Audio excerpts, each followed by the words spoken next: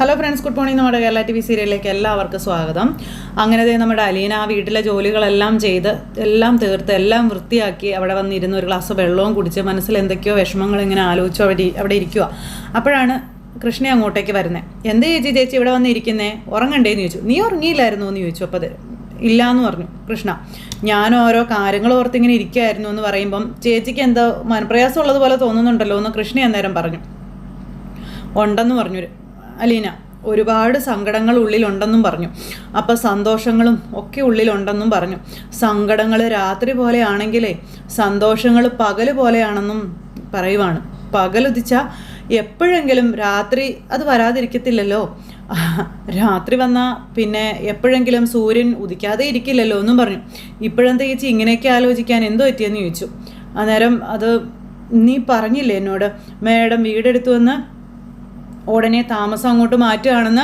അപ്പോൾ അത് ബബിതേച്ചി ഹോസ്പിറ്റലിൽ ചെന്നപ്പോൾ അമ്മ പറഞ്ഞ കാര്യം ചേച്ചിയെന്ന് കൊച്ചു പറയാം. അപ്പോൾ വെറുതെ അത് പറഞ്ഞതല്ലല്ലോ അല്ലേ, അങ്ങനെയുള്ള കാര്യം തന്നെയല്ലേ. അതിനു മുന്നേ അച്ഛനുമായിട്ട് ഡിവോഴ്സ് ആവാനായിട്ട് വക്കീൽ നോട്ടീസും ഒക്കെ അയച്ചില്ലേ എന്ന് ചോദിച്ചു.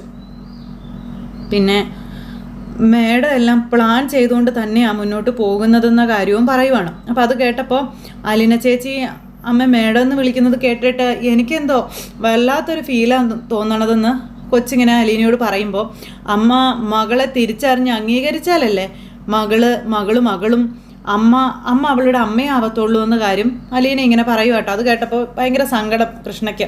കൃഷ്ണ ഇങ്ങനെ വിഷമിച്ച് ഇങ്ങനെ നോക്കി ഇങ്ങനെ നിൽക്കുവാണ്. അച്ഛനോട് പറഞ്ഞല്ലോ ചേച്ചി മനുഷ്യരെ തീയിട്ട് കൊല്ലുന്ന ആ ഒരു സസ്പെൻസ് അങ്ങ് അവസാനിപ്പിക്കാൻ. അത് പിന്നെ നീ ഇരിക്കുമോളെ എന്നും പറഞ്ഞ് കൃഷ്ണയെ വിളിച്ച് അടുത്തിരുത്തി.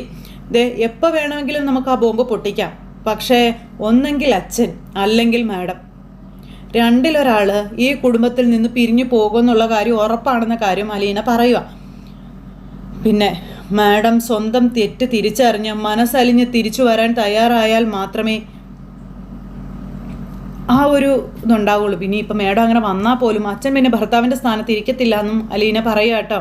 അപ്പോൾ അത് ചേച്ചി പറഞ്ഞത് ശരിയാ, അച്ഛൻ ഭയങ്കര അഭിമാനിയാണെന്നുള്ള കാര്യം കൃഷ്ണയും ഇങ്ങനെ ഇരുന്ന് പറയുന്നു.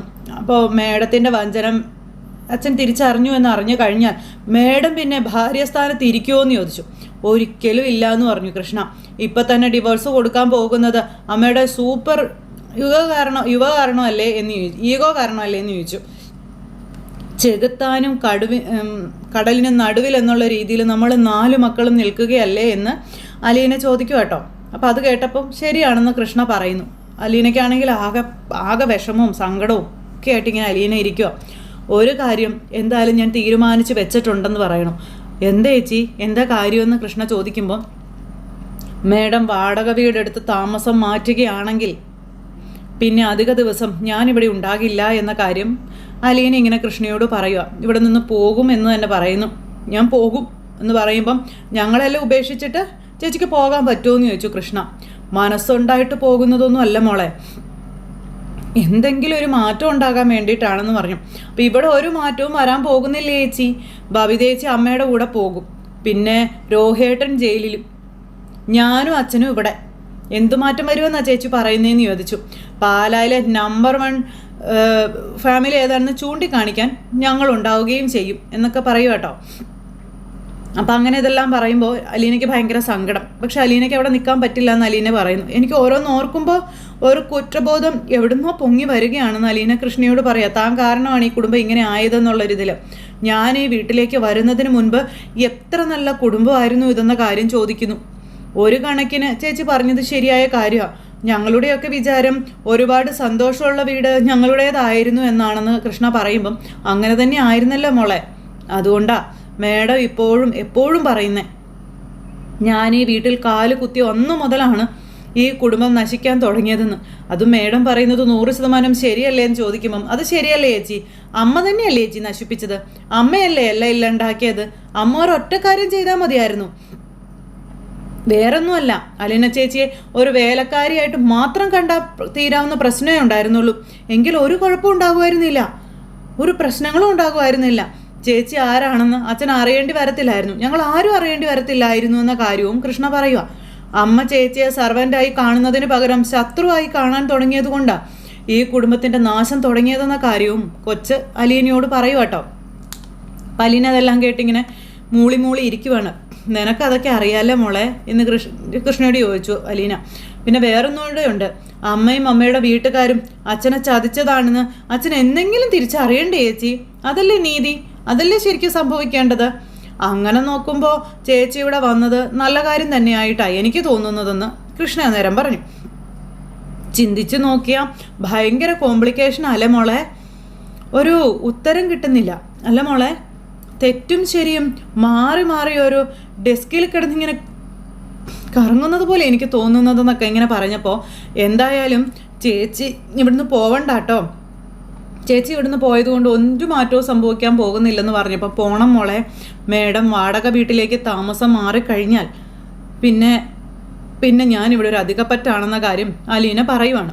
ഞാൻ പോവുക തന്നെ ചെയ്യുമെന്നും അലീന പറഞ്ഞു. ഞാനിവിടെ വന്നതിൻ്റെ അർത്ഥം പോലും മാറിപ്പോകുന്ന കാര്യവും അലീന കൃഷ്ണയോട് പറയുന്നു. അങ്ങനെ അലീനയുടെ തീരുമാനം കേട്ട് ഞെട്ടിയിരിക്കുകയാണ് നമ്മുടെ കൃഷ്ണ. അങ്ങനെ അവർ രണ്ടുപേരും കൂടി ഈ കാര്യമെല്ലാം സംസാരിച്ചു.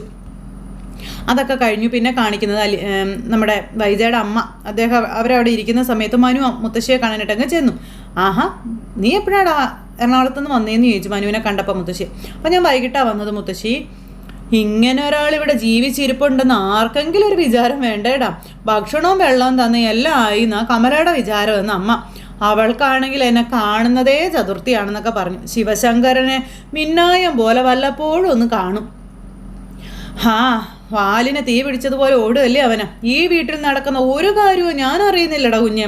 വല്ലപ്പോഴും നീ വരുമ്പോഴാ ഈ മുറിയിൽ ഒരു കാൽപെരുമാറ്റമെങ്കിലും ഉണ്ടാകുന്നതെന്ന് മുത്തശ്ശി പറയാം. ഈയിടെയായിട്ട് അതും കുറഞ്ഞു, എന്നാ പറയാനാ എന്നൊക്കെ പറഞ്ഞ് മുത്തശ്ശി ഇങ്ങനെ ഇരുന്ന് സങ്കടങ്ങൾ പറയുമ്പോൾ, മനഃപൂർവ്വം അല്ലല്ലോ മുത്തശ്ശി, ഇവിടുത്തെ പ്രശ്നങ്ങളൊക്കെ ഏറെക്കുറെ മുത്തശ്ശിക്ക് അറിയാവുന്നതല്ലേ എന്ന് ചോദിച്ചു. ഹരിക്കുട്ടൻ്റെ കാര്യം എന്നതായടാ മോനെ, അപ്പോൾ ഇപ്പോഴും ജയിലിൽ തന്നെയാണെന്ന് പറഞ്ഞു. കാര്യം അവൻ കാണിച്ചത് തെമ്മാടിത്തരം ആണേലും അങ്ങനെ അങ്ങ് ഉപേക്ഷിക്കാൻ പറ്റുമോടാ നമുക്ക് എന്ന് മുത്തശ്ശി ചോദിക്കാം മനുവിനോട്. നമ്മുടെ ചെറുക്കനല്ലേടാ അവനെ ജയിലിൽ നിന്ന് ഇറക്കണ്ടേടാ എന്നൊക്കെ ചോദിക്കുമ്പോൾ, അതൊന്നും അത്ര എളുപ്പത്തിൽ നടക്കുന്ന കാര്യങ്ങളല്ല മുത്തശ്ശി എന്ന് പറഞ്ഞു. ഇതുവരെ ഓരോ അടിപിടി കേസോ അപ്പോൾ തേങ്ങാമോഷണമൊന്നും അല്ലല്ലോ നടത്തിയിരിക്കുന്നത്, പീഡന കേസല്ലേ എന്ന് ചോദിച്ചു. എന്ന് കരുതി കൈ കഴുകി മാറി നിൽക്കാൻ പറ്റുമോടാ നമുക്കെന്ന് മുത്തശ്ശി ചോദിക്കാം. ശിവശങ്കരൻ വന്നിട്ട് നാളെ എത്രയായിടാ? ഇതുവരെ ആയിട്ടും അവനെ കൊണ്ട് പറ്റിയില്ലേ ഹരി ഒന്ന് പുറത്തിറക്കാനായിട്ട്? ആ കാര്യത്തിന് ഞാനും അച്ഛനും കൂടി നാളെ പോകുന്നുണ്ട് മുത്തശ്ശി എന്ന് പറഞ്ഞു മനു. കാണിച്ചത് തെമ്മാടിത്തരം ഓർത്ത ചെവിക്കുറ്റി നോക്കി ഒരെണ്ണം കൊടുക്കുക വേണ്ടത്. പിന്നെ ഇത്രയും ദിവസം ജയിലിൽ കിടന്ന് കഷ്ടപ്പെട്ടല്ലോ എന്ന് ഓർക്കുമ്പോൾ അങ്ങ് ക്ഷമിക്കുക എന്നും പറഞ്ഞു മുത്തശ്ശി ഇങ്ങനെ പറഞ്ഞപ്പോൾ, നാളെ ജാമ്യം കിട്ടുമോ ഇല്ലയോ എന്നൊന്നും അറിയത്തില്ല എന്ന് പറഞ്ഞു. കോടതി എന്താ തീരുമാനിക്കുന്നതെന്നൊന്നും നമുക്കറിയത്തില്ലല്ലോ മുത്തശ്ശി എന്നും പറഞ്ഞു. അപ്പോഴേക്കും മനു എന്നും പറഞ്ഞുകൊണ്ട് വിളിക്കുന്നത്, അച്ഛൻ വിളിക്കുന്നുണ്ട്, ഞാൻ ചെല്ലട്ടെ എന്ന് പറഞ്ഞു. എടാ ദേ അച്ഛൻ എന്തിനാ വിളിച്ചതെന്നും ഹരിയുടെ കാര്യം എന്നതായതൊന്നും വന്ന് പറയണേടാ എന്നാ മുത്തശ്ശി പറയാം. ഇങ്ങനൊരു കിളവി ഇവിടെ ജീവച്ഛവം പോലെ കിടപ്പുണ്ടെന്ന് നീയെങ്കിലും ഒന്ന് ഓർത്താൽ കൊള്ളാം എന്നൊക്കെ ഇങ്ങനെ പറഞ്ഞ്, ആകെ ഒരു മനുഷ്യപ്പറ്റുള്ളത് നിനക്കാ, അതുകൊണ്ട് പറയുന്നതാ കേട്ടോ എന്നും പറഞ്ഞിങ്ങനെ പറയുന്നു. അപ്പോൾ തലയാട്ടിട്ട് മനു അവിടെ നിന്ന് പോയി. മുത്തശ്ശി വിഷമിച്ച് അവിടെ കിടക്കുക. അത് കഴിഞ്ഞതിന് ശേഷം പിന്നെ മനു എന്നും പറഞ്ഞുകൊണ്ട് ശിവേട്ടൻ ഇങ്ങനെ വിളിക്കുന്നു. അപ്പോൾ മനു ഇറങ്ങി വന്നു. അപ്പോൾ അതേ കോടതിയിലേക്ക് പോകാൻ വേണ്ടിയിട്ട് ഇറങ്ങുകയാണ് ഇവർ. അപ്പോൾ ഇവരുടെ ഒരു കേസിൻ്റെ എന്തൊക്കെയോ ഫയലും കാര്യങ്ങളൊക്കെ കിട്ടിക്കഴിഞ്ഞതിന് ശേഷം മാത്രമേ കോടതിയിൽ നിന്ന് ജാമ്യത്തിന് അപേക്ഷിക്കാൻ പറ്റുള്ളൂ എന്ന കാര്യം ഇങ്ങനെ പറയുവാണ് മനു. നമുക്ക് സമയം ടച്ചപ്പോൾ 8 മണി കഴിഞ്ഞാലേ ഉള്ളൂ എന്നൊക്കെ ചോദിച്ചു. അന്നേരം ആദ്യം നമുക്ക് ആ വക്കീലിനെ ഒന്ന് പോയി കാണാം.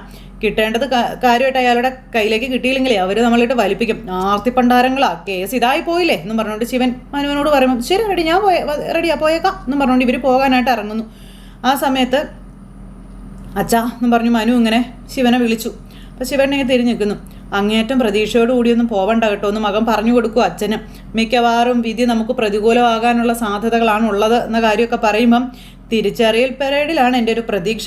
ആ പെണ്ണ് ഹരിയെ തിരിച്ചറിയാതിരുന്നാൽ നമ്മൾ രക്ഷപ്പെട്ടില്ലേടാ എന്നൊക്കെ ചോദിക്കുമ്പോൾ മനു ഒന്ന് ചിരിച്ചു. പിന്നെ കേസിൽ നിന്ന് ഊരാൻ എളുപ്പമാണ്. കഴിഞ്ഞ ദിവസം വക്കീലും എന്നോട് ആ കാര്യം സൂചിപ്പിച്ചു എന്നുള്ള കാര്യവും പറയുവാണ്. അപ്പോൾ അതാച്ചാ ഞാൻ പറഞ്ഞേ, വലിയ പ്രതീക്ഷകളും കാര്യങ്ങളൊന്നും വേണ്ടാന്ന്.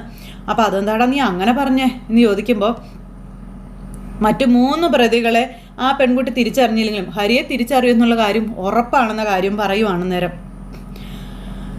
അവൻ കഴിഞ്ഞ കുറേ നാളുകളായിട്ട് ഹരി അവളെ പ്രേമിക്കുന്നു എന്ന് നടിച്ച് നടക്കുകയായിരുന്നല്ലോ. ആ കൊച്ചത് സത്യമാണെന്ന് കരുതി വളരെ അടുത്ത് ഇടപഴകുകയും ചെയ്തിരുന്നു. ഇത്രയും നാളും പ്രേമിച്ച് കൂടെ നടന്നവൻ ഏതു പാതിരാത്രിയും പെൺകുട്ടികൾക്ക് തെറ്റില്ലച്ചാ. അത് എത്ര ആൾക്കാർക്കിടയിൽ വെച്ചാണെങ്കിലും അത് അങ്ങനെ തന്നെയാണെന്ന കാര്യവും മനു പറയുവാണ്. ഹരിയെ അവൾ തിരിച്ചറിയുവച്ചാ, അത് 100% ഉറപ്പാണെന്നും പറഞ്ഞു. അതുകൊണ്ടാണ് ഞാൻ പറഞ്ഞത് വലിയ പ്രതീക്ഷകളോടെ ഒന്നും പോവണ്ടാന്ന്.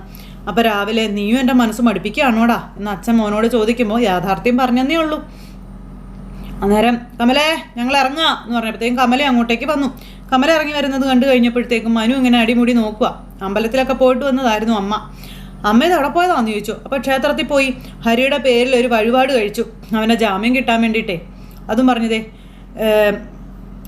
പ്രസാദമൊക്കെ ഇവരെ തൊടിക്കാൻ നോക്കുമ്പോൾ അമ്മ എന്തിനെ എടുത്താൽ പോകാത്ത കേസൊക്കെ എടുത്ത് ദൈവങ്ങളുടെ തലയെ കൊണ്ടിടുന്നേ എന്ന് മനു ചോദിക്കാം. ജാമ്യം കിട്ടണമെങ്കിൽ ജഡ്ജി വിചാരിക്കണം. ദേവിയെ നിന്ദിച്ച അതിൻ്റെ ഫലം നീയും അനുഭവിക്കും, ഓർത്തോളാൻ പറഞ്ഞു കമല മനുവിനോട്. അപ്പോൾ നിന്ദിച്ചതൊന്നും അല്ല, കാര്യം പറഞ്ഞതാ. ഇത് പീഡന കേസാണെന്ന് ഓർമ്മിപ്പിച്ചതാ.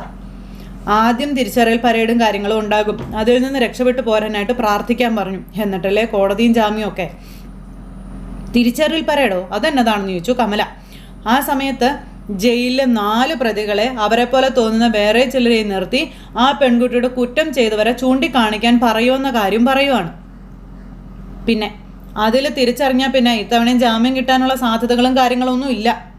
ഇത്രയും നാളും പ്രേമിച്ച് കൂടെ നടന്നതല്ലേ, ആ കുട്ടിയെ ഹരിയെ തിരിച്ചറിയാതിരിക്കുമോ എന്ന് മനു ഇങ്ങനെ കമലയോട് ചോദിക്കപ്പോഴത്തേക്കും കമലയ്ക്ക് ടെൻഷനായി, ഭയങ്കര ടെൻഷൻ. കമലയാണെങ്കിൽ അയ്യോ എന്നും പറഞ്ഞുകൊണ്ട് അങ്ങോട്ടും ഇങ്ങോട്ടും ഈ നടപ്പാട്ടോ, എന്നാ ചെയ്യൂ എന്നും ചോദിച്ചുകൊണ്ട്. അപ്പോൾ ശിവനും ഇങ്ങനെ നോക്കി നിൽക്കുക. ഓ എന്തെങ്കിലും ഒരു പ്രതീക്ഷ എന്നുള്ള രീതിയിൽ. വാമനു നമുക്ക് പോകാം.